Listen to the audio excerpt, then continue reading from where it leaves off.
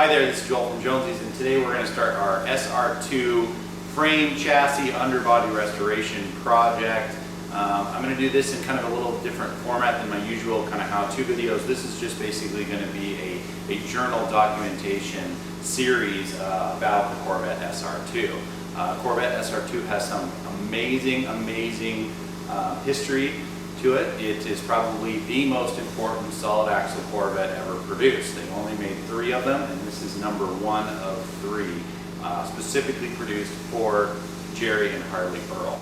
As you can see, this car is actually in really good shape, superficially on the top side, but the underside kind of tells a different story, and it's going to be my job and my responsibility to bring the underside and the powertrain back up to the same quality and caliber of restoration as the top side.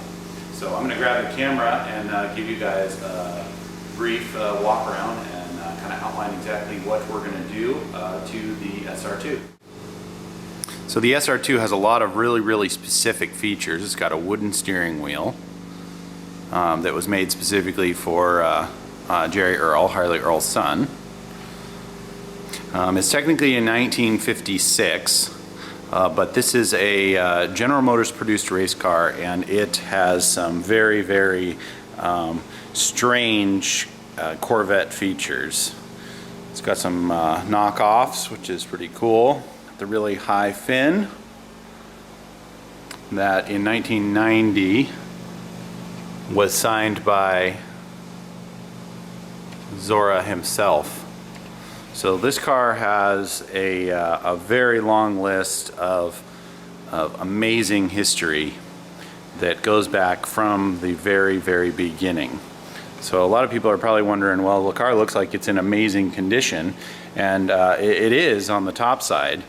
But then when you dig a little bit deeper, you start to see that this car was a race car, and it was raced extensively and worked on by quite a few different people over the years. So it's going to be our goal to bring it back to period correct, as close to period correct as we can get. So we're going to clean up the wiring harness, put in a correctly dated engine, and try to make this vehicle as authentic to the 1956-1957 time period as we possibly can, and also make the underside of it look as good as the top side. So a little background on the engine that's in there. It's some kind of a 327. We dated it approximately 1965, which is completely and totally not correct for this car.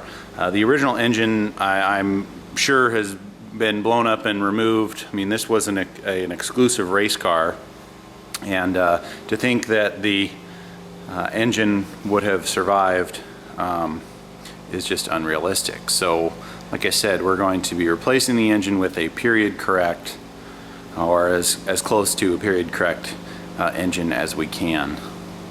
And more about that in subsequent episodes of the SR2 project. Okay, so that kind of gives you the rundown on the outside. I'm going to lift it up and then we'll go underneath.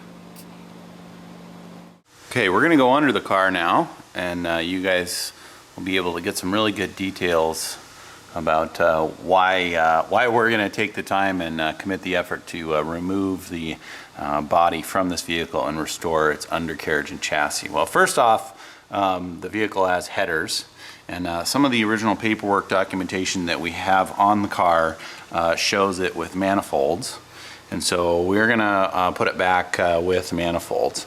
And I'll kind of give you guys some of that documentation here in a little bit after we go through the underside. Also has a scatter shield bell housing.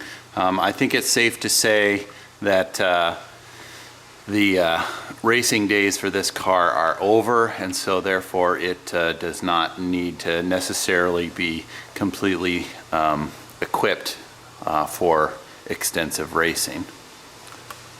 So you'll notice right up in here there's a bunch of red paint on the underside of the fiberglass. Well, as it's known, Jerry Earl, or I should say Harley Earl, had a That was kind of his signature trademark, was red wheel wells and red undercarriage, and this Corvette was no different.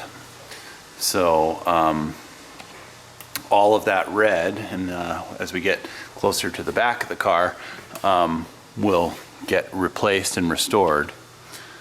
And some of the things that are kind of obvious, you've got a couple of big battery cables routed right alongside the fuel line, with some compression fittings snaked kind of through the frame rails, just begging for them to arc out. And that's the type of stuff that we're gonna fix and repair as well as making it as authentic as we can. It has a 4-speed transmission in it. That's gonna stay. You can see there's some burnt fiberglass right there. Also some miscellaneous wiring that's gonna go back to an electric fuel pump, and that electric fuel pump is obviously not period correct and really is not necessary for the type of life that this car is going to have in the future. So there you can see a lot of the red paint, some more burned fiberglass. This vehicle had a lot of different configurations of exhaust on it. And I'll peel back and give you guys some perspective. So you can kind of see that it's had some extensive racing history, and consequently a lot of we'll call them racetrack repairs on it over the years to get it going. On top of that, there's a lot of really strange stuff that's going on. Like inside the trunk, there's a lot of these screws that are just poking down through what would be the spare tire well that seem to have been just embedded in fiberglass. So we're going to dig through all that and make the underside look as good as the outside. It's got the typical Corvette rebound straps. Those have been bolted in. And it has some really strange rear sway bar additions. Corvette aficionados know that 1956, 1957 Corvettes did not have rear sway bars, but the SR2 certainly did. Also has some pretty strange brakes. So as some of the rumors and stories that we've kind of uncovered when we're researching this car, apparently it came out of General Motors, and it was extremely too heavy and didn't have nearly enough power. And so the subsequent SR2s and this one, they modified it extensively to reduce the weight and also increase the power.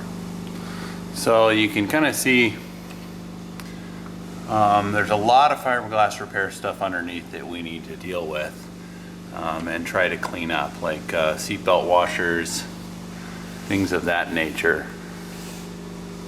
that just aren't quite up to what this car deserves and needs. So the body's going to come off, and we're going to clean it up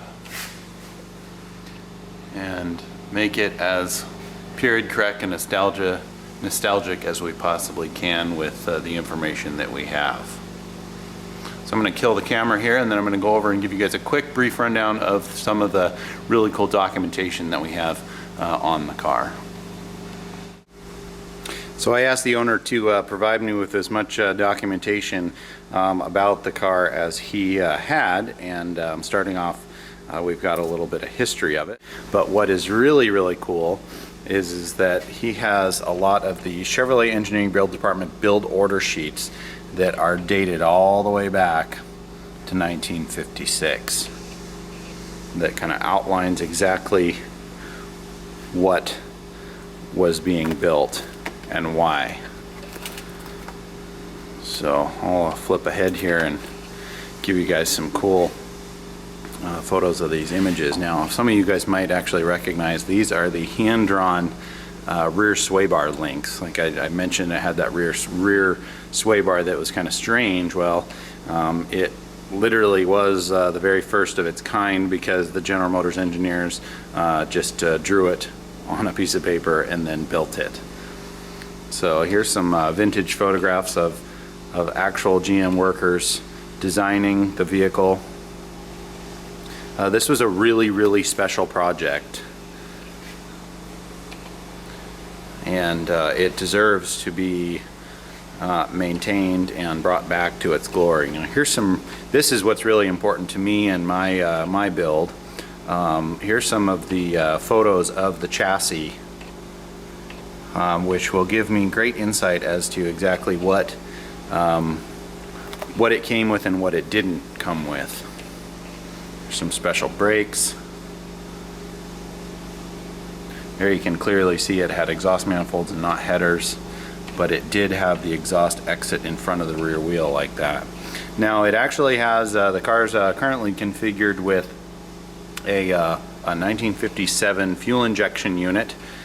In some of these photos you can clearly see that it was a dual quads, and it also would have come with a 265 cubic inch V8.